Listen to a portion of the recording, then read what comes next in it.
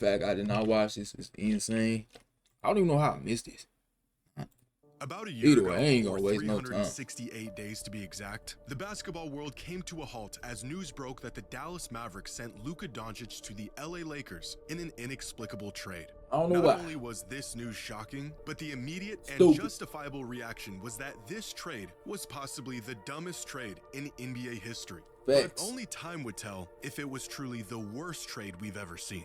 Fast it's- forward 1 year, almost to the day, and turns out the initial reactions were correct. Because the Luka trade wasn't just dumb, it is now definitively the worst trade in NBA history. Facts. All for no reason. Trade him for no reason because they had a vendetta against Buddy. Today's video is sponsored by many view videos began to pour in from around recent years. This past Wednesday saw one of the busiest trade deadlines in recent years. So we made all that motion happen. To be an What uneventful you talking week, about? trades began to pour We in made from all around that the motion league. happen. What James you talking Harden about? to the Cavaliers, Tell me. Garland to the Clippers, Vucevic to the Celtics, Jaren Jackson Jr. to the Jazz, Jared McCain to the Thunder. And in the midst of a flurry of trades came this dreadful transaction. The final chapter in the worst trade in NBA history. After a fairly quick negotiation, Anthony Davis and company were traded to the Washington Wizards in exchange for Chris Middleton, AJ Johnson, Malachi Branham, Marvin Bagley, 2 first-round picks, and 3 second-round picks. Come on. An exchange that doesn't sound terrible at first glance, but after about a second of coherent thought, the reality sets in that what the Mavericks have managed to do over the last 12 months might just be the most egregious case of mismanagement in the league's history. Because if coughing up Luka for AD in a bag of chips wasn't bad enough, the Mavs doubled down and sent AD packing. Bro, it's like the fact they didn't even decide to trade Luka after the season was done. They decided to trade him mid-season. Before the All-Star break, I believe. Mid-season. For next to Insane. nothing. Now, Anthony Davis was the bulk of the haul the Mavericks received for Luka last February, meaning that the Mavericks have now essentially traded away franchise icon, perennial MVP candidate, generational player Luka Doncic for this. 2 starting caliber players, 3 first-round picks. For a man that was drafted before him in Marvin Bagley in 2018. What are the odds this happens?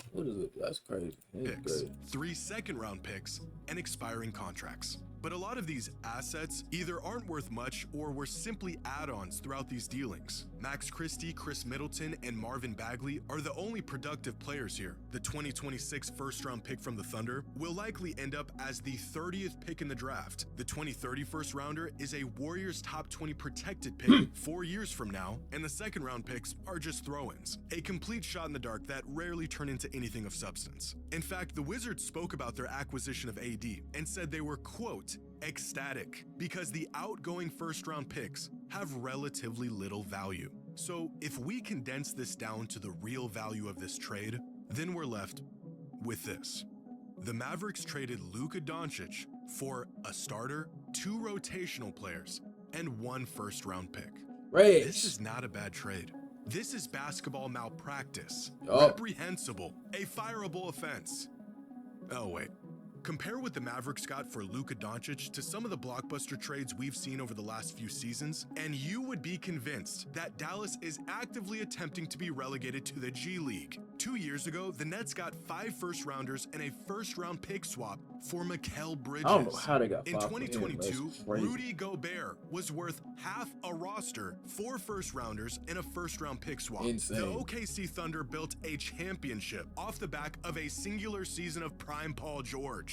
I'm not sure what universe the Mavericks live in, but apparently it's one where Luka Doncic is worth about as much as Desmond Bane. It's the ultimate buy high, sell low move from the Mavs. Last February, they were under the impression that Anthony Davis was of comparable value to Luka, his all-NBA level defense and offensive versatility potentially being... Like, the thing is, they front court defense wasn't even bad, too. Like, Derek Lively, Daniel Gafford, that's a good front court center. PJ Washington at the 4.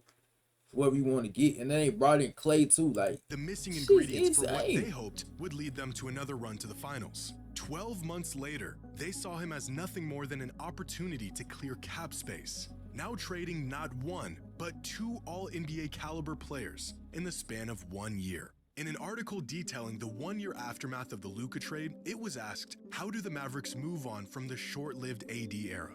which is a reasonable question. If this article didn't come out 2 days before he was traded, the Mavericks were already moving on from the quote AD era while he was still physically on their bench just a year after they traded the soul of their franchise for him. The total value they got out of AD, 29 games played out of a possible 81, only one of those games played with Kyrie Irving, 18 injuries, yes, you heard that right, 18, and 16 wins. The Mavericks traded Luka Doncic for 16 wins. On dunks and threes, there is a metric called estimated wins that attempts to calculate, you guessed it, how many wins a player helped contribute to their team's total throughout the course of a season. In Anthony Davis's total time with the Dallas Mavericks, he contributed exactly 2 wins. In fact, since the initial Luka trade 1 year ago, the total number of estimated wins contributed by every player that Dallas acquired as a result of the Luka trade is 9 wins. In that same time span, Luka Doncic has single-handedly contributed 12.4 wins for the Los Angeles Lakers. Since being dealt away by an overzealous Mavericks front office, Luka has been more valuable for the Lakers than every other asset involved in exchange for him combined. The Luka trade was so bad that what they got in return for him was nothing more than a salary dump just 1 year later. Now, these head-scratching and irrevocably compounding decisions would leave you thinking that the Mavericks were desperate for some inkling of success, irrationally quick to make decisions, and unfamiliar with long-term results, which might be true if they weren't here in the finals just 18 months ago. They know the ingredients. I really want to know, what was their record before, like after Luka, like the day Luka got hurt? Whoa. It couldn't have been that bad though, gang. It could not have been. For a winning team. Makes no made great sense. moves in the past. In fact, this was their winning recipe. The roster that got them within 3 wins of a championship just 2 seasons ago. But out of the 12 players from this finals roster, only 4 of them are currently on the Mavericks today. Dallas rolled the dice and traded away a finals team for a potential long shot to go back to the finals. Dallas's one saving grace, the only thing keeping them out of the depths of NBA irrelevance for the foreseeable future, is of course Cooper Flag, a player that fell into their lap through no work of their own. They had just a 1.8% chance of winning on the night of the draft lottery, jumping from the 11th spot in the draft to the first pick as a result of the lottery, which, in case you didn't know, is the single largest jump in position any team has ever made in the history of the NBA lottery. I bet it was. For Cooper Flag, the best players on the court for the Dallas Mavericks organization this season would have been Max Christie and Najee Marshall, which means that the only thing that prevented the Mavericks from being the worst team in the league with no hope in sight 18 months removed from a finals appearance was pure, incredibly unlikely, unprecedented luck. At least the Mavericks have found another direction for their franchise. For a second there, it almost felt like they made the worst trade in NBA history. As great as Luka is, the Lakers are dealing with their own ups and downs, you know? Luka isn't a perfect player. Anyone could have made the rash decision to trade him away for almost nothing with absolutely no recourse in place. He is, after all, just the 3rd best player in the world. At least the player they traded away wasn't one of the most valuable assets ever traded away in the What's that estimated wins by the certain player? Is that what it is? History of modern basketball.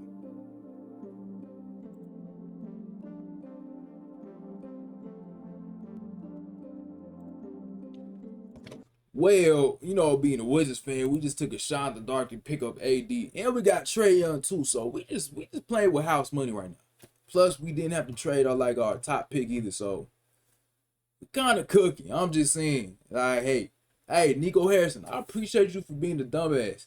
I really appreciate that. That wasn't even my team, but I really appreciate it, bro. You suck at your job. That's why you got fired. But hey, Mavs organization. Shouts out to y'all. Y'all the real ones, man. Appreciate y'all boys, man. For sure. Absolutely. Thank you.